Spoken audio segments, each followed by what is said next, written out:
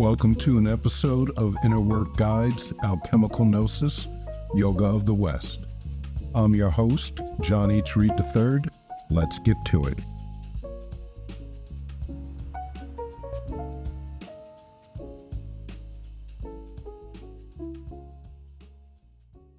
How can something be formed out of nothing? When I first began studying Hermeticism, that was my central question.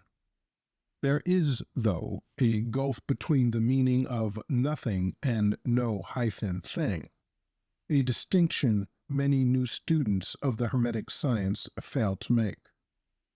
In the Golden Chain of Homer, a central point about the ubiquitous sentience behind all physical reality is its endowment with an unerring instinct or intent and capacity to emanate itself in three forms.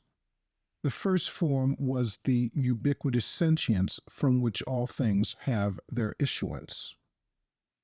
The Golden Chain of Homer explains it this way.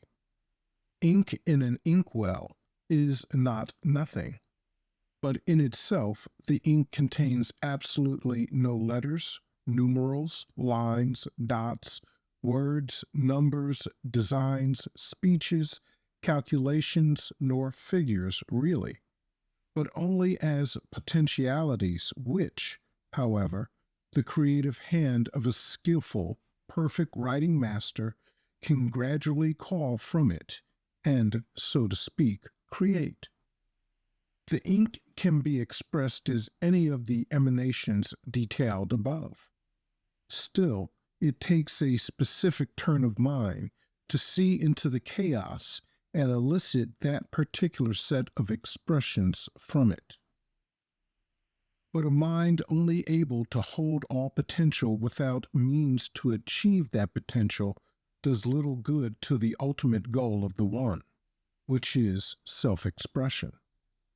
The second state that the ubiquitous sentience emanates sets the fructifying principle within the seed of chaos into motion. The Golden Chain of Homer states that the second form of emanation is motion agitated into light. Yet it is still cold. The gentle movement germinated from desire moves it. It agitates its substance, which is very volatile, into what the text terms warmth and heat, and gives an example of such an agitation taking place in frictions and in the fermentation of moist things. Well, that's poetic, but what does it mean by the terms motion agitated into light and frictions and in the fermentation of moist things?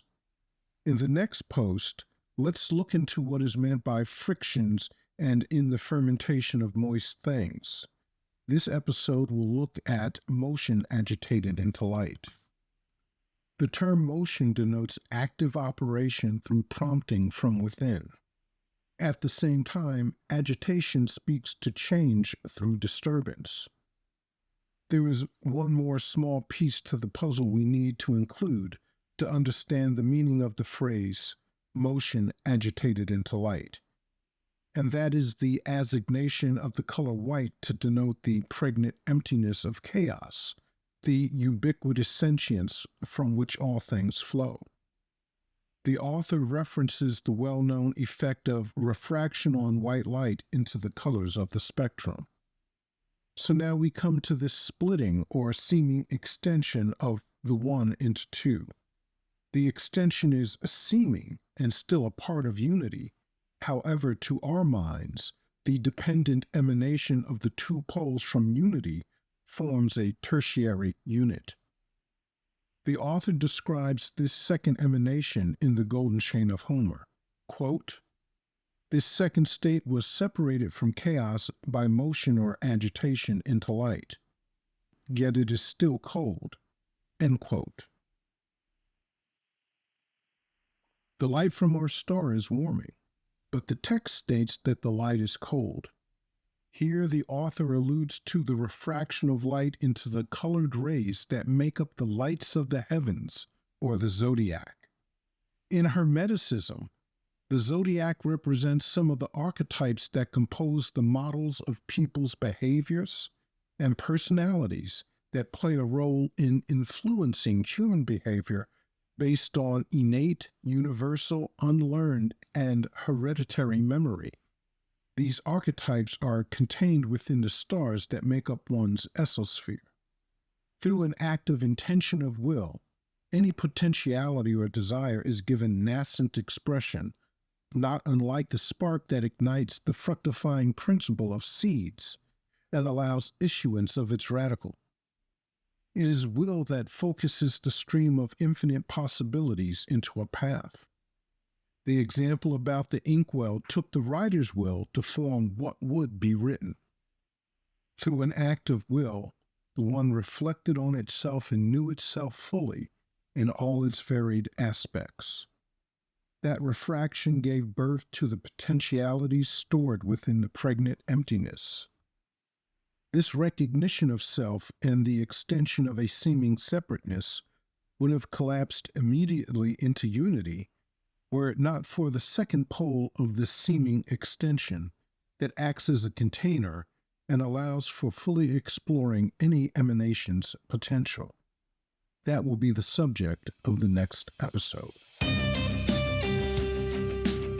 Thank you for listening to this episode of Inner Work Guides, Alchemical Gnosis, Yoga of the West.